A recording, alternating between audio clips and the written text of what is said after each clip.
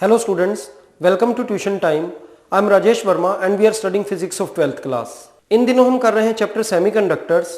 पिछली क्लास में हमने पढ़ा था सेमीकंडक्टिंग मटेरियल दो तरह के हो सकते हैं, इंट्रिंसिक और एक्सट्रिंसिक। एक्सट्रिंसिक वो जिनके अंदर हम डोपिंग करते थे, इंट्रिंसिक प्योर सेमीकंडक्टर मटेरियल में डोपिंग कर इंप्योरिटीज मिलाकर कंडक्टिविटी को थोड़ा बढ़ाया जाता था।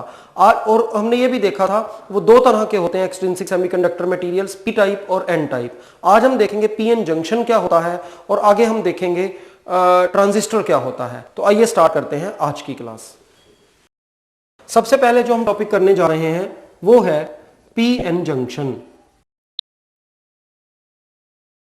अगर एक एन टाइप और एक पी टाइप के सेमीकंडक्टर मटेरियल को साथ मिलाया जाए, साथ साथ रखा जाए, तो जो स्ट्रक्चर बनता है उसे पी एन जंक्शन कहते हैं। So this is a P N junction.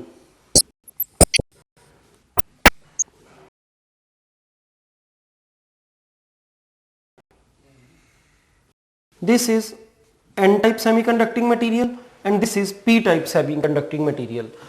आपको ध्यान होगा N-type semiconducting material में number of negative charge carriers that is electrons ज्यादा होता है। इलेक्ट्रॉन्स मेजर चार्ज कैरियर्स की तरह काम करते हैं। दूसरी तरफ P-type semiconducting material में होल्स ज्यादा होते हैं, मेजर चार्ज कैरियर्स होल्स होते हैं।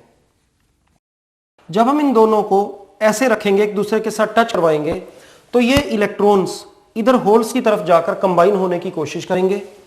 ये इलेक्ट्रॉन यहां से इस होल में चला जाएगा, ये इलेक्ट्रॉन इसमें, इस तरीके से इस रीजन में फ्री इलेक्ट्रॉन्स नहीं रहेंगे और इस रीजन में होल्स नहीं रहेंगे। ये वाला जो पोर्शन है इसमें ना तो negative charge carriers that is electrons होंगे, ना positive charge carriers that is holes होंगे।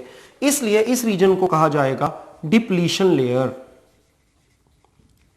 Depletion layer. ज्वाइन करने से पहले एन और पी टाइप दोनों टाइप के मटेरियल्स इलेक्ट्रिकली न्यूट्रल थे। बाहर से स्ट्रक्चर पर कोई चार्ज नहीं आया, इसलिए ये अभी भी इलेक्ट्रिकली न्यूट्रल रहेगा। हां, क्योंकि इस एन टाइप रीजन में से कुछ इलेक्ट्रॉन्स पी टाइप रीजन में माइग्रेट कर रहे हैं, इसलिए लोकली ये पोर्शन पॉजिटिवली चार्ज हो जाएगा। दूसरी तरफ ये पी टाइप रीजन में एन टाइप रीजन के इलेक्ट्रॉन्स चले गए हैं, इसलिए इस रीजन में एक लोकल नेगेटिव चार्ज आ जाएगा। अब एन टाइप रीजन में लोकल पॉजिटिव चार्ज आ गया, पी टाइप रीजन में लोकल नेगेटिव चार्ज आ गया। हम इमेजिन कर सकते हैं कि एक तरह की यहां पर एक बैटरी क्रिएट हो गई। ऐसी कोई बैटरी रियलिटी में नहीं है, ये एक फिक्शियस बैटरी है, हमने एज्यूम की है। जैसे ये इलेक्ट्रॉन उधर जाएंगे पी टाइप रीजन में, पी टाइप रीजन में नेगेटिव चार्ज आने के कारण से आगे आने वाले इलेक्ट्रॉन्स को कुछ अपोजिशन मिलेगी। ये नेगेटिव चार्ज जो अब पी टाइप रीजन में प्रेजेंट है, ये और जो इलेक्ट्रॉन्स आ रहे हैं उनको अपोज करेगा। या हम यूं कह सकते हैं कि due to this fictitious battery some electric field will be set up in the region and this electric field will oppose the further combination of electrons and holes. जैसे जैसे इलेक्ट्रॉन्स माइग्रेट करते जाएंगे ये अपोजिशन बढ़ती जाएगी और ये fictitious battery, इसकी स्ट्रेंथ भी बढ़ती चली जाएगी। अल्टीमेटली एक स्टेज ऐसी आएगी जब इतने इलेक्ट्रॉन्स इस रीजन में माइग्रेट कर जाएंगे, इस रीजन में इतनी ज्यादा स्ट्रॉन्ग इलेक्ट्रिक फील्ड एग्जिस्ट करने लग जाएगी कि आगे इलेक्ट्रॉन होल्स का कॉम्बिनेशन होना पॉसिबल नहीं होगा। हम कहेंगे कि depletion layer maximum possible thick हो गई है, जितनी ये थिक इस पर्टिकुलर केस में हो सकती थी हो गई है। और ऐसे केस में सिलिकॉन में ये फिक्शियस बैटरी, इसकी वैल्यू हो जाती है 0.7 वोल्ट।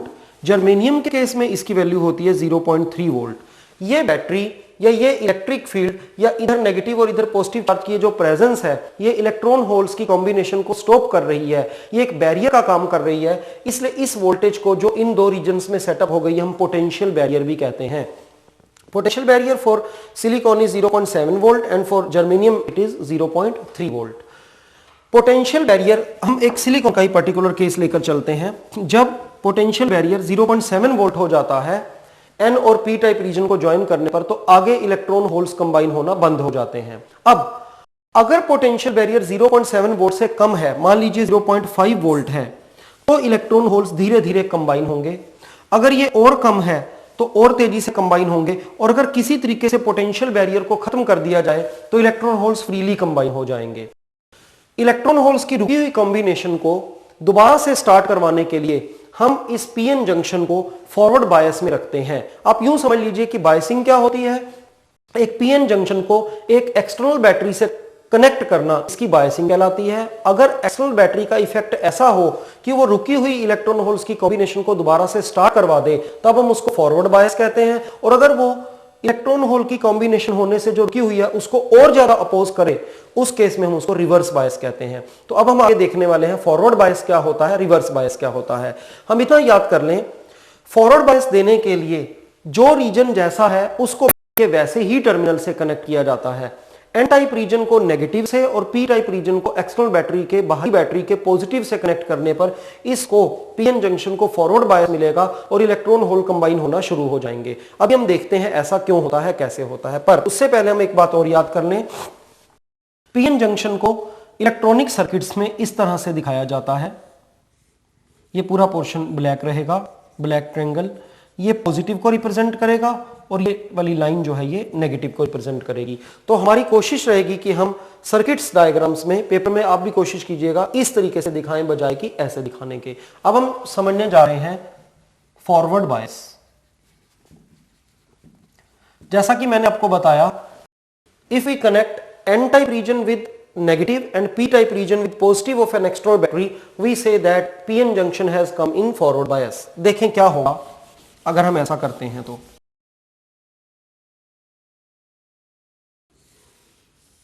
एक्सटर्नल बैटरी के नेगेटिव से एन टाइप रीजन को और पॉजिटिव से पी टाइप रीजन को कनेक्ट कर रहे हैं हम। रियोस्टेट लगाया ताकि हम पोटेंशियल को, एक्सटर्नल पोटेंशियल को कंट्रोल कर सकें। की भी हर एक सर्किट में आप जरूर लगाइए। करंट को मेजर करने के लिए यहां पर एमीटर लगाया।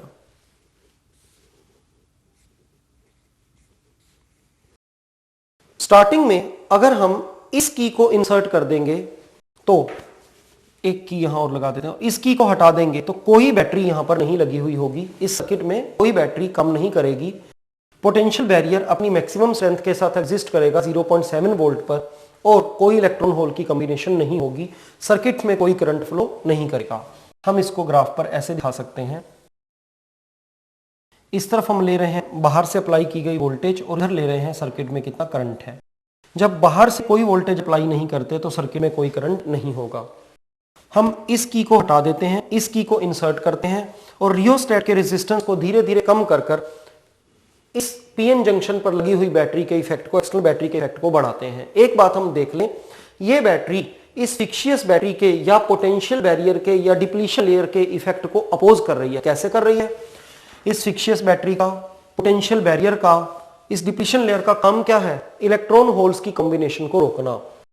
इस बैटरी का नेगेटिव टर्मिनल यहां इलेक्ट्रॉन्स को होल्स की तरफ पुश करेगा और पॉजिटिव टर्मिनल इलेक्ट्रॉन्स को वेलकम करेगा, अपनी तरफ अट्रैक्ट करेगा। इट मींस इस बैटरी की, एक्सटर्नल बैटरी की कोशिश है कि इलेक्ट्रॉन होल्स की कॉम्बिनेशन एक बार दोबारा से स्टार्ट हो जाए, जबकि इस फिक्शियस बैटरी या पोटेंशियल बैरियर की टेंडेंसी है उसको रोकने की, इसलिए ये बैटरी उसके अपोजिट एक्ट कर रही है। मान लीजिए यहां से अप्लाइड वोल्टेज 0.2 वोल्ट है, पोटेंशियल बैरियर की वैल्यू है 0.7 वोल्ट। अगर इस बैटरी की वैल्यू 0.2 वोल्ट है तो पोटेंशियल बैरियर की स्ट्रेंथ कम होकर 0.5 वोल्ट रह जाएगी और थोड़ी सी इलेक्ट्रॉन होल्स की कॉम्बिनेशन स्टार्ट हो जाएगी। एज ए रिजल्ट बहुत थोड़ा सा करंट फ्लो करेगा। ये हम मान लेते हैं 1 वोल्ट है, ये 0.5 वोल्ट है। जब हम एक्सटर्नल बैटरी की स्ट्रेंथ को बढ़ाकर 0.6 वोल्ट कर देंगे तो पोटेंशियल बैरियर की रिमेनिंग स्ट्रेंथ घटकर रह जाएगी 0.1 वोल्ट। अभी भी पोटेंशियल बैरियर एग्जिस्ट कर रहा है पर पूरी स्ट्रेंथ के साथ एग्जिस्ट नहीं कर रहा, इसलिए इलेक्ट्रॉन होल्स की कॉम्बिनेशन पूरी तरह नहीं रुकेगी। हां, वो दोबारा से कंबाइन होना स्टार्ट हो जाएंगे और कुछ करंट बढ़ जाएगा। पहले करंट बहुत थोड़ा सा था, अब करंट थोड़ा सा बढ़ गया। मान लीजिए हम इस बैटरी की स्ट्रेंथ 0.7 वोल्ट एग्जैक्ट करें, पोटेंशियल बैरियर पूरी तरह से ओवरकम हो जाएगा, पोटेंशियल बैरियर पूरी तरह से खत्म हो जाएगा, इलेक्ट्रॉन होल्स यहां पर फ्रीली कंबाइन होना शुरू हो जाएंगे और करंट कुछ और बढ़ जाएगा। ऐसा कहां पर हुआ? 0.7 वोल्ट पर जाकर हुआ। तो हमें फिलहाल तो इतना ग्राफ मिला। मान लीजिए हम एक्सटर्नल बैटरी की पावर, एक्सटर्नल बैटरी की वोल्टेज बढ़ाकर इस पोटेंशियल बैरियर से ज्यादा कर देते हैं, 0.9 वोल्ट कर देते हैं। अब इस वैल्यू में से 0.7 वोल्ट वैल्यू पोटेंशियल बैरियर को ओवरकम करने में चली जाएगी। बाकी जो 0.2 वोल्ट बचेगा वो इलेक्ट्रॉन होल जो ऑलरेडी आसानी से कंबाइन हो रहे हैं उनकी कॉम्बिनेशन को फैसिलिटेट करेगा, पुश करेगा, इसलिए इलेक्ट्रॉन होल्स बड़ी तेजी से कंबाइन होंगे और करंट शार्पली राइज कर जाएगा। एक पर्टिकुलर वोल्टेज अप्लाई करने पर say about 1 volt electron holes की मैक्सिमम पॉसिबल रेट पर कॉम्बिनेशन स्टार्ट हो जाएगी। ये जो एक्सटर्नल बैटरी है, ये ध्यान रखना है, ये इसमें एन और पी में कोई नए इलेक्ट्रॉन्स या होल्स जनरेट नहीं कर रही। ये दो काम कर रही है, एक तो पोटेंशियल बैरियर को या इस फिक्शियस बैटरी को या इस डिप्लीशन लेयर के इफेक्ट को ओवरकम कर रही है, साथ ही साथ जो इलेक्ट्रॉन होल्स अवेलेबल है उनकी कॉम्बिनेशन को आसान कर रही है। इसलिए एक लिमिट तक जब हम इसको अप्लाई करेंगे तो electron holes maximum possible rate के साथ कंबाइन होना शुरू हो जाएंगे। उसके बाद अगर हम इस वोल्टेज को बढ़ाएंगे भी तो भी इलेक्ट्रॉन होल्स और ज्यादा तेजी से कंबाइन नहीं होंगे और करंट एक सैचुरेशन वैल्यू को अटेन कर लेगा। मेनली हमें यहां तक के ग्राफ को स्टडी करना होता है। तो ये किसका ग्राफ हमने देखा? फॉरवर्ड बायस का। जब एन टाइप रीजन को नेगेटिव के साथ और पी टाइप रीजन को पॉजिटिव के साथ कनेक्ट करते हैं, then we say that PN junction has come in forward bias, the external battery opposes the effect of potential barrier and then it tries to again start the combination of electrons and holes. हम इसको इस circuit diagram को यूं भी दिखा सकते हैं। This triangle is representing P type region, इसको पॉजिटिव से और एन टाइप रीजन को नेगेटिव से कनेक्ट करना है। मीटर लगाया सर्किट में, की और रियोस्टेट। इसी सर्किट को उस तरीके से भी एक्सप्रेस किया जा सकता है। अब हम देखते हैं अगर पीएन जंक्शन को रिवर्स बायस में लगाएं तब क्या होगा। रिवर्स बायस में लगाने के लिए सर्किट बिल्कुल यही रखिए, सिर्फ polarity of external battery change कर दीजिए। N type region is connected with positive terminal and P type region is connected with negative terminal of the external battery.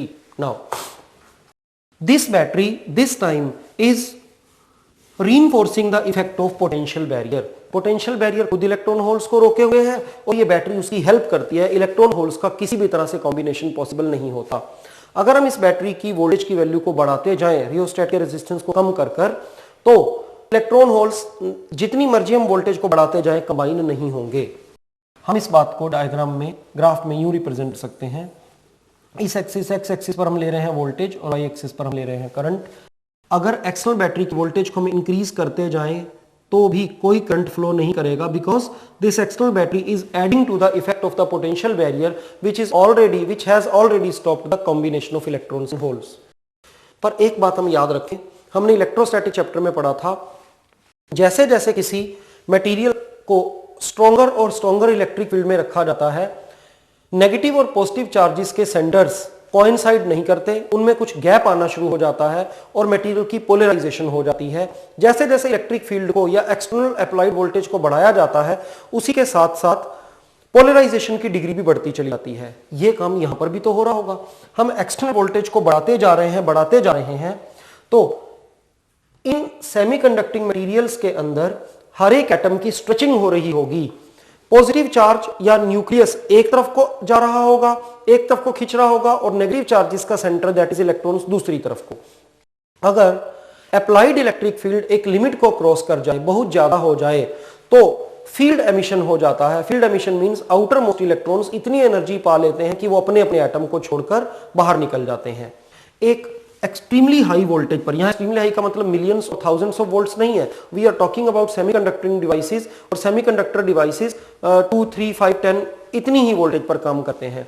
जब वोल्टेज काफी हाई हो जाएगी, से 10 वोल्ट हो जाएगी, तो एक स्टेज ऐसी आएगी जब सभी एटम्स के इलेक्ट्रॉन्स उनको छोड़ देंगे, अचानक इलेक्ट्रॉन्स की एक फ्लड आ जाएगी और करंट एकदम से राइज कर जाएगा। यहां करंट ऐसे ग्रेजुअल राइज नहीं कर रहा, शार्प राइज कर रहा है। अब दो बातें ध्यान देने वाली हैं। फॉरवर्ड बायस में क्योंकि हमने वोल्टेज जिस तरह से लगाई थी, रिवर्स बायस में बैटरी उसकी अपोज कर दी गई है। फॉरवर्ड बायस में ग्राफ में वोल्टेज इधर को ली थी, हमने इसमें इस तरफ ली है। दूसरी बात, फॉरवर्ड बायस में जो करंट फ्लो करता था वो हमने ऊपर को दिखाया था, तो रिवर्स बायस का करंट उसका उल्टा होने के कारण से नीचे दिखाया गया है। तो रिवर्स बायस का ग्राफ ये होना चाहिए, बट यहां हम एक छोटा सा चेंज करेंगे। रिवर्स बायस का ग्राफ एक्चुअल में ऐसा होगा। अब यहां एक क्वेश्चन बनता है कि इतना सा ये जो करंट है, ये वाला करंट, ये करंट क्यों? हमने अपनी सारी की सारी डिस्कशन जो रखी थी, जो हम कर रहे थे, वो मेजर चार्ज कैरियर्स पर बेस्ड थी। हम ये मानकर चल रहे थे कि N type region contains only electrons, free electrons, and P type region contains only positive charge holes. और उनके अकॉर्डिंग अगर केवल इन्हीं को देखा जाए तो ग्राफ ऐसे ही आना चाहिए था, कोई करंट नहीं होते हुए अचानक यहां पर करंट को सडनली राइज कर जाना चाहिए था। पर हमें ध्यान रखना चाहिए at the same time minor charge carriers are also present there. N type region में बहुत ज्यादा फ्री इलेक्ट्रॉन्स होते हैं पर थोड़े से होल्स भी होते हैं। पी टाइप रीजन में बहुत सारे होल्स होते हैं पर थोड़े से इलेक्ट्रॉन्स भी होते हैं। जो external battery major charge carriers के लिए रिवर्स बायस का काम कर रही है, वो ही माइनर चार्ज कैरियर्स के लिए फॉरवर्ड बायस का काम कर रही होगी, इसलिए यहां पर कुछ करंट आएगा। नेक्स्ट बात ध्यान देने वाली है कि रिवर्स बायस का ग्राफ भी हमें फॉरवर्ड बायस के ग्राफ से मिलता जुलता ही दिखता है, पर फर्क यह है अगर हम दोनों ग्राफ्स को एक ही इकट्ठा ड्रॉ करें तो कुछ इस तरह से आएगा। अब फर्क यह है कि फॉरवर्ड बायस में करंट अबाउट 0.7-0.8 वोल्ट पर राइज करने लग जाता है, जबकि यहां पर वोल्टेज 8, 9, 10, 15 वोल्ट होती है। इस पॉइंट पर आकर सडनली करंट राइज करता है। करंट एकदम से बहुत ज्यादा होने के कारण से लार्ज अमाउंट में हीट प्रोड्यूस होती है। This heat damages the PN junction and the corresponding voltage is called zener voltage. Zener voltage. और जंक्शन ऐसी स्टेज में पहुंचकर खराब हो जाता है, हम कहते हैं जंक्शन का ब्रेकडाउन हो गया। This breakdown is called zener breakdown. कुछ स्पेशल टाइप के डायोड्स बनाए जा सकते हैं जिनमें ज़ीनर वोल्टेज अप्लाई करने पर करंट तो सडनली राइज करे, हीट भी प्रोड्यूस हो, बट कुछ इस तरह का अरेंजमेंट हो कि ये हीट बाहर निकल जाए और जंक्शन डिस्ट्रॉय ना हो। ऐसे डायोड को ज़ीनर डायोड कहते हैं। नॉर्मल डायोड को हम इस तरह से रिप्रेजेंट करते हैं, ट्रायंगल और लाइन, पर ज़ीनर डायोड को ऐसे रिप्रेजेंट किया जाता है। एक बात और, रिवर्स बायस के सर्किट को हम इस सिंबल के साथ दिखा दें तो ये सर्किट अगर बिल्कुल इसको कॉपी किया जाए, एन टाइप उस तरफ पी टाइप और फिर इसको एक्सटर्नल बैटरी से कनेक्ट करना है। रिवर्स बायस में negative reason is connected with positive terminal, positive is connected negative terminal of the external battery. Rheostat भी लगाना है और फिर की और अल्टीमेटली एमीटर करंट को मेजर करने के लिए। Zener diode is a special diode which is designed in special manner such that when Zener voltage is applied in reverse bias, current suddenly rises, large amount of heat is produced, but the breakdown of the junction does not take place. तो Zener diode का काम क्या होता है? Zener diode voltage regulate करने के काम में आता है। आइए देखें Zener diode वोल्टेज को कैसे रेगुलेट करता है। अब next topic is voltage regulation bye Zener diode और use of Zener diode। Zener diode की नेचर क्या है? ये रिवर्स बायस में अप्लाई किया जाएगा। जब तक वोल्टेज एक पर्टिकुलर वैल्यू तक नहीं पहुंचती तब तक ये सोया रहेगा, वर्क नहीं करेगा, और जैसे ही वोल्टेज उस पर्टिकुलर वैल्यू को Zener वोल्टेज को शूट करेगी, उसे ज्यादा आगे निकलेगी, करंट एकदम से राइज कर जाएगा। ये एक ट्रांसमिशन लाइन है या ये करंट कैरिंग वायर है। ये किसी डिवाइस तक करंट लेकर जा रही है और हम ये चाहते हैं कि उस डिवाइस को कभी भी 10 वोल्ट से ज्यादा वोल्टेज ना मिले। Voltage should not be greater than 10 volt. 10 volt तक सेफ है, 10 वोल्ट से ज्यादा होने पर हमारी आगे डिवाइस डैमेज हो जाएगी। तो इसका अरेंजमेंट Zener डायोड की हेल्प से हम कैसे करेंगे? इस सर्किट में एक Zener डायोड लगाएंगे। ये आपको अपने आप बात समझ में आनी चाहिए कि ये Zener डायोड रिवर्स बायस में लगाया जाएगा। इसके साथ एक रेजिस्टेंस यहां RZ और एक रेजिस्टेंस सर्किट में अपना होगा से RA। जब तक तो आने वाली वोल्टेज 10 वोल्ट से कम होगी, Zener diode will remain inoperative. मान लीजिए यहां से 8 वोल्ट वोल्टेज जा रही है तो Zener डायोड वर्क नहीं करेगा, 8 की 8 वोल्ट आगे अवेलेबल रहेगी और आगे हमारी डिवाइस नहीं जलेगी, खराब नहीं होगी। जब वोल्टेज 9.9 वोल्ट या मैक्सिमम 10 वोल्ट तक होगी तब तक ये Zener डायोड वर्क नहीं करेगा। हमने ऐसी रेटिंग का मार्केट से Zener डायोड लिया है जिसके ऊपर 10 वोल्ट वैल्यू लिखी है। It means it becomes operative at after 10 volt. जैसे ही वोल्टेज 10 वोल्ट को शूट करेगी, 10 वोल्ट से आगे निकलेगी, Zener diode will become operative. इस ब्रांच में भी कुछ करंट फ्लो करेगा। इट मींस पीछे से ज्यादा करंट ड्रॉ होगा। अब ये जो एक्स्ट्रा करंट ड्रॉ होगा ये यहां पर और यहां पर कुछ वोल्टेज ड्रॉप करेगा। कैलकुलेशन कर इंजीनियर और इन रेजिस्टेंसेस को सेट करेगा कि जो वोल्टेज ड्रॉप है वो एग्जैक्टली एक्स्ट्रा वोल्टेज के इक्वल होगा। तो मान लीजिए पीछे से 11.7 वोल्ट वोल्टेज आती है, then Zener diode will become operative. It will draw a lot of current from the circuit. Voltage drop will take place. This extra voltage drop will be exactly 1.7 volt, so that remaining voltage which is given to the device remains 10 volt. अगर कल को voltage बढ़कर 15 volt हो जाती है, again Zener diode will become operative. It will draw lot of current, and due to this drawing of current, voltage drop will take place, and this voltage drop will be exactly 5 volts, so that only 10 volt is applicable to or given to our device. In this way Zener diode can control the voltage. PN junction के कुछ और uses भी हो सकते हैं। जब PN junction में electron होते हैं तो कुछ एनर्जी रिलीज होती है और ये एनर्जी हीट की फॉर्म में होती है, पर हम कुछ स्पेशल पीएन जंक्शन डायोड बना सकते हैं जिसमें हम gallium arsenide and indium phosphide in materials का यूज करते हैं। इन मटेरियल्स को यूज करने पर जब जंक्शन पर इलेक्ट्रॉन होल कंबाइन होते हैं तो हीट की जगह लाइट एनर्जी प्रोड्यूस होती है, और इस केस में डायोड को भी स्पेशली डिजाइन किया जाता है। पी टाइप रीजन और एन टाइप रीजन दोनों बहुत थिन बनाए जाते हैं, साथ ही साथ इसकी जो कवरिंग होती है वो भी ट्रांसपेरेंट प्लास्टिक की बनाई जाती है।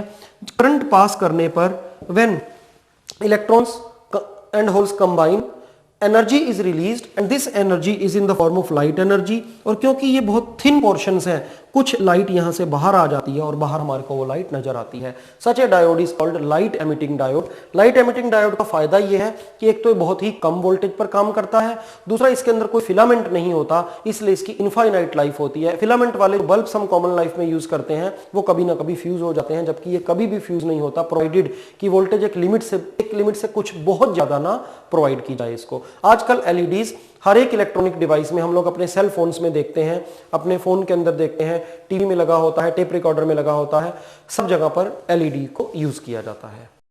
आज की क्लास में हमने देखा पीएन जंक्शन क्या होता है। जब एक पी टाइप और एक एन टाइप सेमीकंडक्टर मटेरियल को आपस में कंबाइन किया जाता है तो उसको पीएन जंक्शन कहते हैं। पीएन जंक्शन को फॉरवर्ड बायस में डालने के लिए जो रीजन जैसा है उसको एक्सटर्नल बैटरी के वैसे ही टर्मिनल से कनेक्ट करते हैं, और इसका उल्टा करने पर वो रिवर्स बायस में आ जाता है।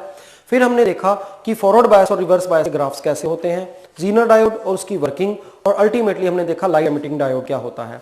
लाइट एमिटिंग डायोड को ही अगर हम रिवर्स फॉर्मेट में यूज करें, रिवर्स फॉर्मेट का मतलब है कि अगर हम इसको एक सिंपल डायोड की तरह यूज करें और यूज करते टाइम जब करंट अपनी सैचुरेशन वैल्यू को अटेन करे, हम बाहर से इसके ऊपर कुछ लाइट गिराएं, तो जब वो लाइट जंक्शन पर पहुंचेगी तो कुछ नए इलेक्ट्रॉन होल्स के पेयर को जनरेट करेगी। इट मींस अब पहले के कंपैरेटिवली मैक्सिमम पॉसिबल करंट थोड़ा सा बढ़ जाएगा और सैचुरेशन की स्टेट थोड़ा सा ज्यादा करंट पाकर आएगी।